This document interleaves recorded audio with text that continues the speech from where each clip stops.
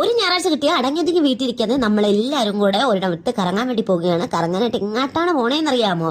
അത് സർപ്രൈസ് ആയിട്ട് പിന്നെ പറഞ്ഞു തരാം. ലക്ഷ്യത്തോടെയാണ് നമ്മൾ പോകുന്നത്. ആരൊക്കെയാണ് പോകുന്നതെന്ന് അറിയാമോ? ഞാനും ധ്രുവയും അതേ കണക്കിന് അപ്പുചേട്ടനാണ് ഇന്ന് നമ്മുടെ ഡ്രൈവർ. പോണ വഴിക്ക് തന്നെ നമ്മൾ വിചാരിച്ചു പെട്രോൾ അങ്ങ് അടിച്ചേക്കാൻ. അങ്ങനെ ഫുൾ ടാങ്ക് പെട്രോൾ അടിച്ച് നമ്മൾ ഏവൂര് വരെ പോവുകയാണ്. പോണ വഴിക്കുള്ള എല്ലാ കാഴ്ചകളും ധ്രുവ ഇങ്ങനെ ഓരോന്നായിട്ട് ഇങ്ങനെ കാണിച്ചാണ് പോകുന്നത്. അങ്ങനെ ഏവൂർ അമ്പലത്തിൽ ജസ്റ്റ് ഒന്ന് തൊഴുവിട്ട് നമ്മൾ നേരെ പോയത് ഡ്രൈവിംഗ് സ്കൂളിലേക്കാണ്. കാരണം എനിക്ക് 8 പ്രാക്ടീസ് എടുക്കാൻ വേണ്ടി. അങ്ങനെ പ്രാക്ടീസ് ഒക്കെ എടുത്തിട്ട് തിരിച്ച് വരുന്ന വഴിക്ക് തന്നെ നമ്മളൊരു തട്ടുകടയിലോട്ട് കയറി. ആ കടയിൽ കയറി നമ്മൾ നല്ല ചൂട് പൊറോട്ടയും മുട്ടക്കറിയും കഴിച്ചു.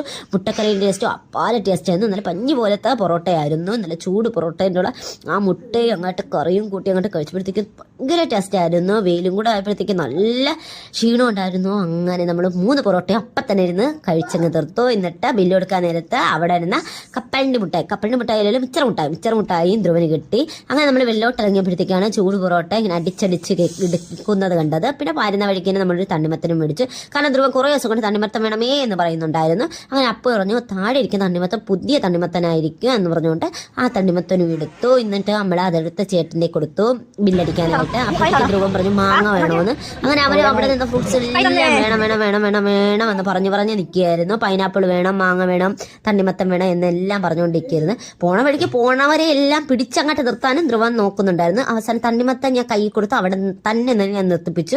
അങ്ങനെ വെയിറ്റ് ചെയ്യാൻ ഒരു 5 മിനിറ്റ് നിന്നതിന് ശേഷം തണ്ണിമത്തം നേരെടുത്ത് അച്ഛൻ്റെ കൊടുത്തു. പിന്നെ അച്ഛനാണ് ചുമന്നുകൊണ്ട് നടന്നത്. അപ്പം അത്രയേ ഉള്ളൂ. തിരിച്ച് നമ്മളെ വീട്ടിലോട്ട് പോവേണേ. ടാറ്റ.